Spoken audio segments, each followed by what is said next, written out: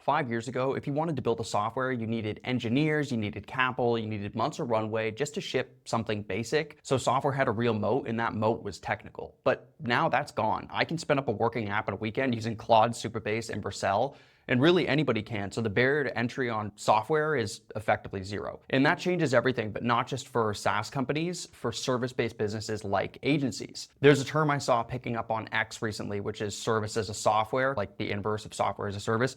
And I think it's the most important shift that's happening in service businesses in how they're valued and operated right now. The old agency model looked like this, and this is literally my org chart at Digital, the last agency before I got acquired. Super basic. So management, accounting, offers and services. The offers part is stagnant, and accounting is now automated. I have Claude Code running through all of my accounting, doing all of my P&L reconciliation. Marketing, organic social, can use AI for a lot of it, and then cold outreach, 100% AI, totally done. Sales, appointment setters. We have callers with 11 labs that are set up for appointment setters. And then closers, this is where you'll obviously need an actual person. Fulfillment, this is the piece that is really automated. So onboarding, project management, generating creative, like I mentioned in social, that's all automated. Copywriting, campaign structure was a big one that's now pretty well totally automated. This is also credited to Meta and Google that just made this a lot easier. And then retention, customer success, you need some people. And then upsells, contract renewals, this is an automated process as well. The only thing I don't have in here is reporting, which is obviously now completely automated inside its own reporting dashboard. But this used to be all humans doing these tasks. And now this is all packaged into either automated workflows or their entire dashboards that people are building. So here's a sample of a dashboard that I'm building to do autonomous ad deployment. But we can see I have customers that are coming in, pumping in their ad spend, linking up their Meta and Google accounts. And then we have a whole autonomous ad management and deployment platform that's working on the back end. Not live yet, but these are the types of things that people are vibe coding in a couple days to manage their entire agency. And the delivery is so much faster that you can undercut a lot of the other agencies that are not using tech like this.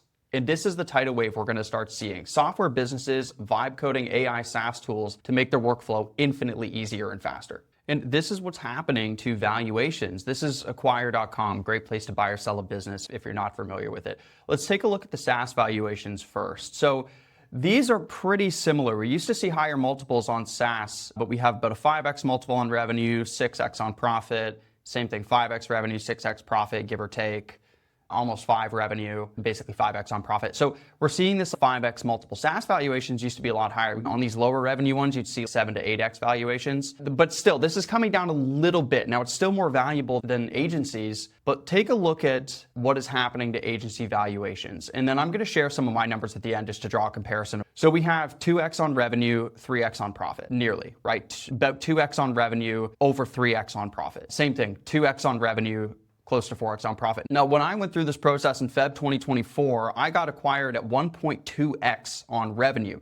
We had 5.2x on profit, so it ended up working out really well. But in terms of revenue, it was not much more than what we would have made in a year. It's not as if agencies are all of a sudden going to get massive multiples on their revenue, but the graph is compacting. And this is what I wrote about a couple weeks ago, where these SaaS valuations had this peak and it's starting to come down a little bit, and then agency valuations are starting to come up because they're software enabled. So what is this going to do to SaaS businesses? Here's my prediction. It's basically going to get repriced as the cost of development is virtually zero.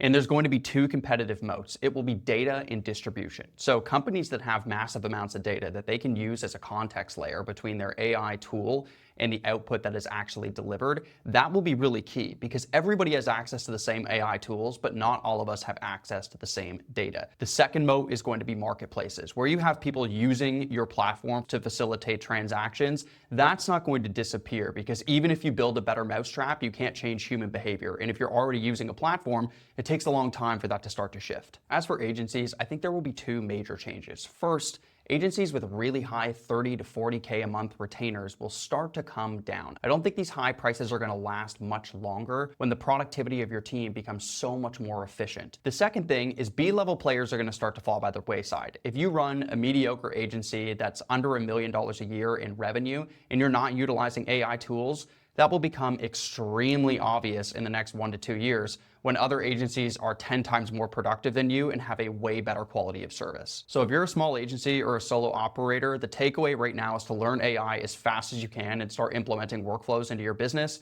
Agencies are still going to exist and continue to run. They'll just do so at a much higher level, and the A players will be able to take on way more clients than they ever could before. That's my prediction for agency and SaaS valuations in 2026. If you've gone through an acquisition, I'd love to hear your comments below, or if you've noticed a similar trend or something different, let me know in the comments. Thank you for watching.